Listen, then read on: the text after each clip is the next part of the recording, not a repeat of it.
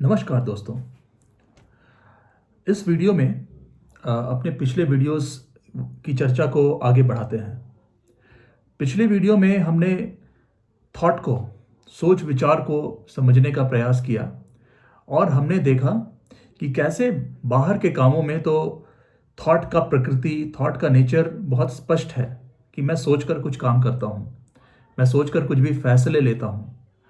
लेकिन साइकी के स्तर पर या साइकोलॉजिकल स्तर पर, या हम कहें जिस तरह हम महसूस करते हैं, जो हमारी भावनाएं हैं, वहां पे थॉट का रोल स्पष्ट नहीं होता। और हमने ये समझने का प्रयास किया कि जिन भावनाओं से हम बहुत जुड़े हुए होते हैं वो भी थॉट का ही खेल है। बस समझे कि उसमें कुछ रस भर जाता है और वो भावनाएं प्रतीत होती हैं। इसको हमने कुछ डिटेल में कवर किया था। और अगर इसके विवरण में, एक्सप्लेनेशन में अगर आपको लगे इसमें कुछ और चाहिए तो कमेंट्स में ज़रूर बताएंगे।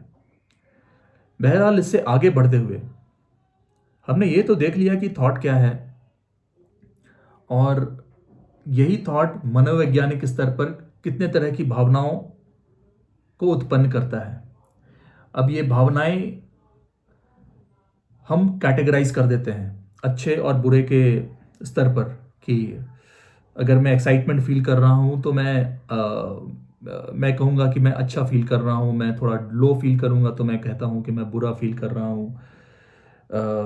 मैं अगर बड़े रोमांटिक मूड में हूँ तो मैं कहूँगा कि मैं अच्छा फील कर रहा हूँ। मैं अगर थोड़े से मेरा झगड़ा हो गया मेरी स्पाउस से, तो या जो भी हमारे हमारे जीवन में है उनसे, तो हम कहेंगे कि अब अच्छा नहीं लग रहा। तो अगर हम देखें तो ये सारी चीज़ें जो हैं आ तो थॉट से रही हैं, लेकिन मेरे साइकी ने इसको डिवाइड कर दिया है अच्छे और बुरे में। जैसे कि मैंने पिछले वीडियो में भी ये बताने का प्रयास किया था, ये कवर करने का प्रयास किया था कि शायद बहुत प्राचीन समय में जब मानव इवॉल्व हो रहा था, तब थॉट के ये दोनों रूप सामने रहे होंगे। एक रूप जो ये चाहता था कि मेरे पास ज़्यादा से ज़्यादा हो, कि जो मेरा परिवार है वो ज़्यादा से ज़्यादा सुरक्षित रह पाए, तो मैं ज़्यादा से ज़्यादा एक्यूमुलेशन करूं, ज़्यादा से ज़्यादा अपने लिए रखूं। दूसरा ये भी थॉट रहा होगा, जो जिसने ये देखा होगा कि ये जो एक्यूमुलेशन या ये जो खुद तक सीमित रहने की जो प्रवृत्ति है, वो खुद को बांधने की भी प्रवृत्ति है। तो इसीलिए हमारे धार्मिक ग्रंथों में अहम के प्रति काफ़ी सावधान किया गया। इस बात को सावधान किया गया कि रह रहकर कई महापुरुषों ने सावधान किया कि ये अहम की प्रवृत्ति बंधन पैदा करेगी। तो अगर हम देखें तो ये सब थॉट के ही दायरे में है। हम भले उसे धार्मिक थॉट कहें जो मुझे अहम के लिए चिता रहा है, और ये जो जो थॉट, जो विचार स्वार्थ उत्पन्न कर रहा है, उसे हम अधार्मिक या पाप कहें। हम अगर हाई लेवल पर देखें, एक दूर रहकर चीज़ों को देखें, तो इस तरह से हमने थॉट को डिवाइड कर दिया अच्छे में और बुरे में। अब यहाँ पर यह डिबेट नहीं है कि वो अच्छा है या बुरा है, ये कोई मॉरल साइंस का लेक्चर नहीं है। ये जो हम करने का प्रयास कर रहे हैं ये एक एक्सप्लोरेशन है। हम मित्र की तरह एक्सप्लोर कर रहे हैं, ना ये कोई लेक्चर है कि मैं इंफॉर्मेशन दे रहा हूँ और वो इंफॉर्मेशन हम ग्रहण कर लें, उसको इम्प्लीमेंट करने लगेंगे। ये ना लेक्चर है, ना कोई मॉरल वैल्यूज़ का लेसन है। ये एक जर्नी है, एक यात्रा है, एक एक्सप्लोरेशन है खुद को समझने की, साइकी को समझने की। और जब हम खुद को समझना कहते हैं तो वो व्यक्तिगत नहीं हो सकता, क्योंकि ये हमने प्रयास भी किया है समझने का कि हम जब खुद की बात करते हैं तो मानवता की ही बात करते हैं। हम खुद की बात मानवता से अलग रहकर कर ही नहीं सकते, क्योंकि मैं जब पैदा होता हूं तो जिन इंस्टिंक्ट्स के साथ पैदा होता हूं, जिन भावनाओं से मैं गुजरता हूं, वो पहले से मानवता में हैं। तो मैं खुद की बात मानवता से अलग रहकर नहीं कर सकता। तो इस बात को समझ के चर्चा को आगे हम बढ़ाते हैं और हम ये देखें कि थॉट को हमने अच्छे और बुरे में डिवाइड कर दिया, लेकिन वो फिर भी थॉट है। चलिए, बुरे थॉट को समझना आसान है कि भाई वो मेरे लिए हानिकारक है, तो हम कह सकते हैं कि चलो उससे तो दूर रहो। लेकिन अगर हम अच्छे थॉट के बारे में बात करें, जब तक वो थॉट है, और थॉट क्या है, हमने बात की थी, वो एक्सपीरियंस, मेमोरी, नॉलेज। मुझे कुछ अनुभव हुआ, मैंने उस अनुभव को इकट्ठा करके नॉलेज बनाया, ज्ञान बनाया, जो इकट्ठा अनुभव है वो ज्ञान बना, और फिर वो मेरी स्मृति में रिकॉर्ड हो गया और मैं उस प्रकार से व्यवहार करने लगा। तो भले ही कोई थॉट अच्छा थॉट हो, मुझे लगे कि मैं तो शुद्ध आत्मन हूं, मैं शुद्ध व्यक्ति हूं, जब तक वो थॉट है, थॉट कहने का मतलब वो विचार है, वो किसी अनुभव से और किसी सेट ऑफ अनुभव से आ रहा है, तो वो थॉट ही है, क्योंकि वो अनुभव मेरी स्मृति में रिकॉर्ड हो गया है और वो बार बार प्ले आउट कर रहा है, तो वो भी थॉट है। और थॉट हमेशा ही लिमिटेड होता है। लिमिटेड कहने का मतलब उसकी सीमा होती है। अब हम सीमा किसे कहते हैं? बाहरी दुनिया में सीमा बहुत स्पष्ट है, मैं कोई रेखा बना दूं तो वो सीमा है, मेरे घर की सीमा है, मेरे देश की सीमा है। तो जहां भी हमने बाउंड्री बनाई वो सीमा है, वो रेखा है। बाहरी दुनिया में ये बहुत ही स्पष्ट है। आंतरिक दुनिया में, मनोवैज्ञानिक स्तर पर जो सीमा है वो क्या है? हम क्या क्या महसूस कर सकते हैं? अगर हम ऐसे विश्लेषण करें कि हम आखिर क्या ही महसूस कर सकते हैं, क्या कुछ बिल्कुल ऐसा हम महसूस कर सकते हैं जो एग्जिस्ट ही नहीं करता, जिसका अस्तित्व ही नहीं, या जो मानव चेतना में ही नहीं है? अगर वो मानव चेतना में ही नहीं है तो उसका तो अनुभव ही नहीं हो सकता। हम या तो असीम सुख अनुभव कर सकते हैं या तो असीम दुख भी अनुभव कर सकते हैं, लेकिन ये सब मानव चेतना का हिस्सा है। हम ऐसा कुछ भी अनुभव नहीं कर सकते जो पहले से दर्ज नहीं है मानवीय चेतना में। कहने का मतलब, अगर पहले से मेमोरी में है तभी हम उसका अनुभव कर सकते हैं। अगर मेरे ब्रेन सेल्स में वो मेमोरी है कि ये सिचुएशन है और इस सिचुएशन में से कोई प्लेजेंट सी एक्सपीरियंस एसोसिएटेड है, हो सकता है मेरे वर्तमान जीवन काल में ना हो सकता है वो मेरे बॉडी मेमोरी में हो, लेकिन है तो वो मेमोरी, है तो वो स्मृति। जब तक कोई अनुभव है वो स्मृति के आधार पर ही आ सकता है। आप बिल्कुल ही कुछ नया अनुभव नहीं कर सकते। और दोस्तों, अगर ये बात स्पष्ट नहीं हो रही तो मैं चाहूंगा कि इसकी और गहराई में टटोलें इसे, और खुद के जीवन में झांके कि हमने क्या क्या अनुभव किया होगा। क्या ऐसा कोई अनुभव है जो बिल्कुल आउट ऑफ द वर्ल्ड है, जो ब्रह्मांड से परे है? हाँ, आप हो सकता है कि बहुत धार्मिक अनुभव कर रहे हो, किसी भजन को सुनकर आंखों से अश्रु निकल आए हों, लेकिन अगर आप अनबायस्ड होकर उसका भी विश्लेषण करेंगे तो वो भी आया किसी स्मृति से ही है। वो धार्मिक कथा जिसने आपके आंखों में अश्रु ले आए, या वो धार्मिक प्रवचन, वो आपकी स्मृति में आकर दर्ज हुआ, उसका आधार स्मृति ही है। तो अनुभव बिना स्मृति के नहीं हो सकती, भले ही वो स्मृति मेरी अवचेतन अवस्था में हो। अवचेतन अवस्था का मतलब जिसके प्रति मैं अभी सचेत नहीं हूं। बहुत सारी चीजें होती हैं बॉडी में या ब्रेन में, साइंटिफिकली भी कहा जाता है ऐसे बहुत सारे कॉर्नर्स हैं जो अनएक्सप्लोर्ड हैं, जिसको कभी एक्सप्लोर ही नहीं किया गया। मेरे ब्रेन में कहा जाता है कि कोई एक ऐसा हिस्सा है, और योग के साइंस में तो इसका बहुत ही डिटेल में विवरण है कि ऐसे कई पॉइंट्स होते हैं जो असीम आनंद उत्पन्न कर सकते हैं, लेकिन हम उसको एक्सेस नहीं कर पाते। और कभी वो एक्सेस हो गया तो बड़े ही आनंद की अनुभूति होती है। तो जो पूरी यौगिक साइंस है ऐसे ही विकसित हुई कि हम मेमोरी के उस पार्ट को एक्सेस करें जो मुझे आनंदित करे। लेकिन समझने की बात यहां पर यह है कि वो भी मेमोरी से ही आ रही है। तो अनुभव मेमोरी के बाहर नहीं हो सकती, ये बात स्पष्ट करना बहुत जरूरी है। और मेमोरी सीमित ही हो सकती है, क्योंकि मेमोरी कहां से आ रही है? आपने जो अनुभव किया, जो जानकारी इकट्ठा किया, वही तो मेमोरी बन रही है। जब हम बहुत सारे अनुभव इकट्ठा करते हैं तो वो ज्ञान बन जाता है। जैसे मैंने एग्जाम्पल दिया था कि मैंने 3 साल तक एक ही काम किया तो वो मेरा नॉलेज बन गया, और जब मेरा नॉलेज बढ़ता जाता है तो हम कह सकते हैं वो मेमोरी बन जाती है, क्योंकि नॉलेज बढ़ जाता है तो मैं वो काम तुरंत कर लेता हूँ। मैंने किसी काम की ट्रेनिंग ली, मैंने किसी काम को सीखा, हो सकता है 3 साल में मैं परफेक्ट हो गया उस पर, और उसके बाद जब वो काम मेरे पास आता है तो मैं बस यूं ही कर लेता हूँ उसे। ये हमारे दैनिक कामों में भी बहुत ही आसानी से लक्षित होता है।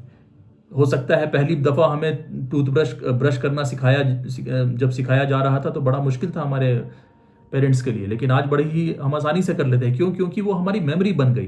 तो अनुभव इकट्ठा होकर ज्ञान बन रहा है, बहुत सारा ज्ञान इकट्ठा होकर मेमोरी बन रही है, और ये मेमोरी जब कोशिकाओं में दर्ज हो जाती है तो इंस्टिंक्टिव या स्वाभाविक रिएक्शन होता है। जैसे किसी डेंजर को देखकर एक स्वाभाविक सा भय उत्पन्न होना, क्योंकि वो मेरी कोशिकाओं में दर्ज है वो मेमोरी। तो मेमोरी के अलग अलग स्तर हो सकते हैं। हो सकता है कि कुछ मेरी बॉडी मेमोरी हो, मेरे बॉडी में स्टोर्ड हो वो मेमोरी, जैसे डर जाना अचानक से अगर जीवन को खतरा हो, या हो सकता है वो मेरी बॉडी मेमोरी ना हो, वो बस मनोवैज्ञानिक स्तर पर हो, कि जैसे जो हम रोजमर्रा की जीवन में महसूस करते हैं, अच्छा बुरा जो अनुभव करते हैं, वो ऐसा हम नहीं कह सकते कि बॉडी मेमोरी में होता है। वो कई बार हम खुद को टॉर्चर करते हैं, क्योंकि हमें लगता है कि ये बात मुझे अच्छी नहीं लगी, हम खुद को कॉम्प्लिकेट कर लेते हैं, हमें हर चीज़ से प्रॉब्लम होने लगती है, तो वो मेमोरी हम क्रिएट करते हैं और उससे हम खुद को टॉर्चर करते हैं। तो वो भले ही हमारे लगी हम उसे काबू कर सकते हैं, शायद उसके लिए बहुत कुछ किया भी जा सकता है, जो मेमोरी हम क्रिएट कर रहे हैं। अब हर बात पे बुरा मान जाना, हर बात पर चिढ़ जाना, ये तो मैंने क्रिएट किया है, और मैं साफ साफ देख भी रहा हूं ये थॉट का खेल है। अगर फिर भी मैं उसे पोषित कर रहा हूं, मैं हर बात पर बुरा मान रहा हूं, तो एक तरह से वो मैं ही उसे पोषित कर रहा हूं। लेकिन ऐसी भी मेमोरी है जो शायद मेरे चेतन अवस्था में ही नहीं है, जैसे डर की भावना, और ऐसे ही मेमोरी पिकता होती है। तो अगर हम इस तरह की एंजाइटी को, जो आज वर्तमान में हम एंजाइटी फेस करते हैं, जो तरह तरह की नेगेटिव भावनाओं का शिकार होते हैं, क्योंकि हमने डिज़ायर को ही सब कुछ बना लिया है, हमने कंपटीशन को सब कुछ बना लिया है, तो अब हम जो प्रतिस्पर्धा है उसको इतनी इंपॉर्टेंस दे दी गई है कि कहावत में आ गया है, everything is fair in love and war. कहने का क्या मतलब? प्रतिस्पर्धा में सब कुछ जायज है। तो अगर इस मेमोरी को हमने जमीन दे दी, फर्टाइल अपने ब्रेन की फर्टिलिटी दे दी, तो ये भी शायद अगले 500 सालों में हमारी बॉडी मेमोरी हो जाएगा। और आज शायद हमारे हाथ कांपे किसी को चोट पहुंचाने के पहले। आज शायद ऐसे बहुत सारे लोग हैं जो किसी को चोट पहुंचाने के पहले कम से कम पहली बार कांपते हैं, वो स्वाभाविक रूप से वो नहीं कर पाते। लेकिन अगर हमने इस हिंसा को अपनी बॉडी मेमोरी में जाने दिया, तो आज से 1000 साल का मानव के बाद का मानव वो एक दफा भी नहीं सोचेगा सामने वाले को काटने के पहले। हम ये देख सकते हैं कि हम जानवरों के प्रति कितने क्रूर हो गए हैं। मुझे नहीं लगता कि वो संस्कृति जो जानवरों में ईश्वर देखती थी, भगवान शिव को पशुपति नाथ कहा जाता है, भगवान शिव के वाहन एक पशु हैं, नंदी बैल हैं, तो जिसमें पशुओं की इतनी पशुओं में दिव्यता दिखती थी, वो क्या पशु को काट सकते हैं? लेकिन नहीं, आज वो हमारी बॉडी मेमोरी बन गई। तो हम ये देख सकते हैं कि मेमोरी को अगर हम इकट्ठा होने दें तो पहले वो मनोवैज्ञानिक स्तर पर रहेगी, लेकिन जनरेशन्स में, हजारों या सदियों में वो हमारी बॉडी मेमोरी बन जाएगी। तो अगर हम मिला जुला कर देखें तो अनुभव आ रहा है मेमोरी से, और इसीलिए अनुभव लिमिटेड है, क्योंकि मेमोरी लिमिटेड है। मेमोरी किससे लिमिटेड है? मेमोरी ज्ञान से लिमिटेड है, जो मैंने आज तक सीखा है, और ज्ञान अनुभव से लिमिटेड है। जो भी मैंने आज तक अनुभव किया है। तो जो लिमिटेड है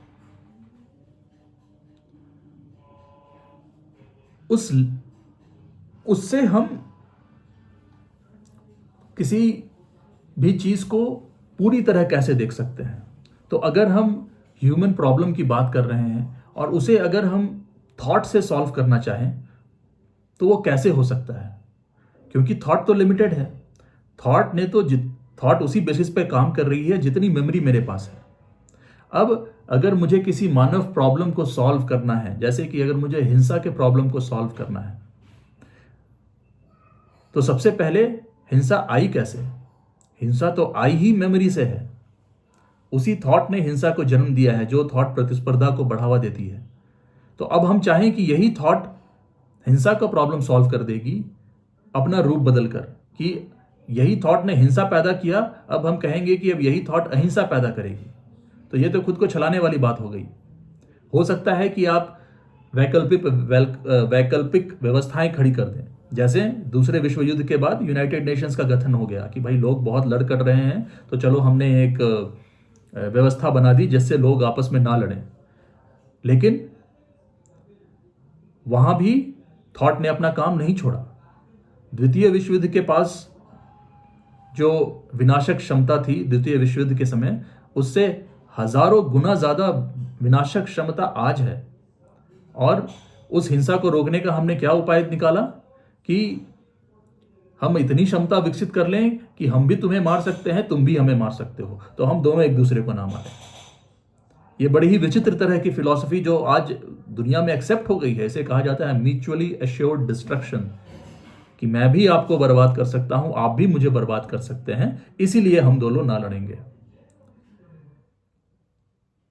अगर गहराई से सोचा जाए तो हास्यास्पद बात है कि हम बर्बादी के कगार पर खुद को ले आए हैं, और कल को किसी राष्ट्रपति में कोई सनक आ गई तो वो क्या कर सकता है? उसके हाथ में कितनी विनाशक क्षमता है। तो थॉट की प्रॉब्लम को नहीं सॉल्व कर सकते। सबसे पहले यह समझना बहुत जरूरी है कि थॉट लिमिटेड है। अब जब हम ये देख लें कि थॉट लिमिटेड है और थॉट इस प्रॉब्लम को सॉल्व नहीं कर सकता, तो हम उससे आगे बढ़ते हैं और हम ये कहते हैं कि हमें थॉट की जगह पता चल गई और हम थॉट को वहीं यूज करेंगे जहां उसकी जगह है, बाहर के कामों में। मनोवैज्ञानिक स्तर पर थॉट की कोई जगह नहीं, तो मैंने थॉट को उसकी जगह दे दी। जब थॉट को उसकी जगह दे दी तो जो मेरे कर्म है, जो मेरा एक्शन है, वो भी अपनी जगह पर आया। उसके बाद जो मेरे कर्म होंगे वो थॉट के आधार पर नहीं होंगे। अगर मुझे हिंसा को सॉल्व करना है तो मैं उसमें थॉट का यूज नहीं करूंगा कि नहीं मैं तुम्हारे पास भी उतने शस्त्र भर दूं, अपने पास भी उतने शस्त्र भर दूं कि हम लड़े ही ना। मैं देखूंगा कि हिंसा है क्या, वो आई कहां से, वो क्यों आई। मैं देखूंगा कि वो थॉट से आई, तो चलो मैंने थॉट को उसकी जगह दे दी, और थॉट को मैंने जैसे ही उसकी जगह दी वो हिंसा की प्रॉब्लम रही ही नहीं, क्योंकि हिंसा तो थॉट ही है। तो इस चीज को देखना ही उसका हल है। इस चीज को परसीव करना मतलब टोटलिटी में देखना। तो जैसे ही मैंने थॉट को उसकी जगह दे दी, हम कह सकते हैं कि एक ऑर्डर आ गया। थॉट वहां चला गया जहां उसकी जगह है, तो कर्म अब वहां होगा जहां कर्म की जरूरत है। कर्म हम वो करेंगे जिस कर्म की जरूरत है। आज हम कौन से कर्म करते हैं? आज हमने कर्म के नाम पर बड़े बड़े एंटरप्राइज, बड़ी बड़ी कंपनियां खड़ी कर दी है, और कंपनियों के मालिकों के पास 70-80% हर देश में इतनी ज्यादा असमानता है, विषमता है कि एक कॉर्पोरेट, अगर आप सारी कंपनियों के, विश्व के सारी कंपनियों को मिला लें तो शायद कुछ 50-60 और 100 देशों को मिला लें तो उनकी उतनी आमदनी नहीं होगी जितनी कुछ 10-15 कंपनियों की आमदनी है। तो ये जो विषमता है वो कहां से आ रही है? वो तो इसी से आ रही है कि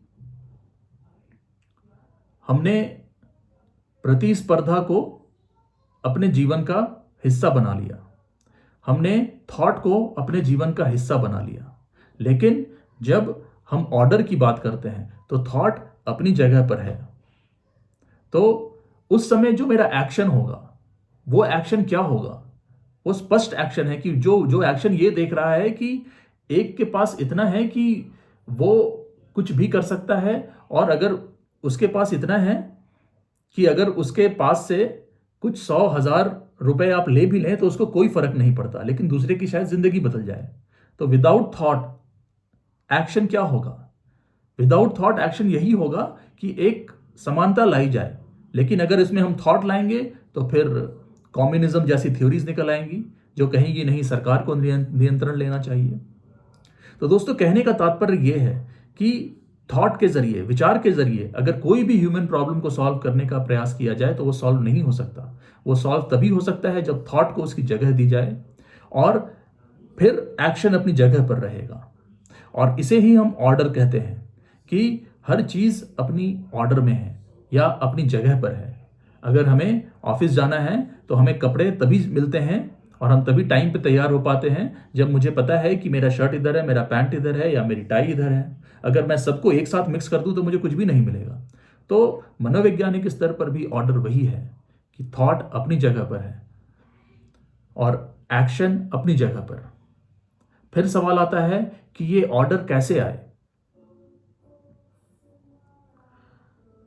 तो ऑर्डर लाने का जो सब एकमात्र तरीका है वो है सेल्फ लर्निंग, सीखना। और किसके बारे में सीखना? खुद के बारे में।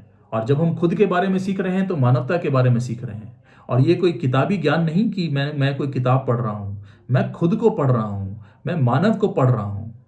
और उस पढ़ने के पीछे कोई मोटिव नहीं है, कोई लक्ष्य नहीं है।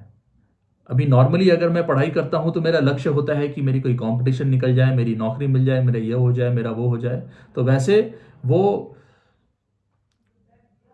मोटिव ड्रिवन या स्वार्थ से ड्रिवन वो लर्निंग है। ये जो लर्निंग है वो शुद्ध दृष्टि है, ऑब्जर्वेशन है, सिर्फ खुद को देखने का। और खुद को देखना मतलब मानवता को देखना। और वो लर्निंग के पीछे कोई मोटिव नहीं। अगर मोटिव है तो वो लर्निंग स्टैटिक होगी। अगर उदाहरण के लिए अगर मैं कंपटीशन की तैयारी कर रहा हूं तो मैं उतना सीखूंगा जितना मुझे कंपटीशन निकालने के लिए जरूरी है। उसके बाद जब मैं प्रतियोगिता में सफल हो गया, नौकरी लग गई, तो फिर वो स्टैटिक हो गया। उसके बाद वो नॉलेज बढ़ेगा नहीं। लेकिन जो सेल्फ नॉलेज है, जो खुद का नॉलेज है, उसके पीछे तो कोई मोटिव नहीं। मैं सेल्फ स्टडी या सेल्फ नॉलेज इसीलिए नहीं कर रहा क्योंकि मुझे अच्छा होना है, मुझे दूसरे से बेहतर होना है, मुझे बस उसे देखना है। और ये जब इसमें मोटिव हटा दिया जाए तो ये लर्निंग कभी नहीं रुक सकती। ये लर्निंग स्टैटिक नहीं हो सकती। ऐसा नहीं है कि मैंने बस अपने बारे में इतना सीख लिया, अब हो गया। नहीं, ये लर्निंग चलती रहेगी और ये लर्निंग में ही रहना है। और तब तक लर्निंग में रहना है जब तक लर्निंग की जरूरत ही ना रहे।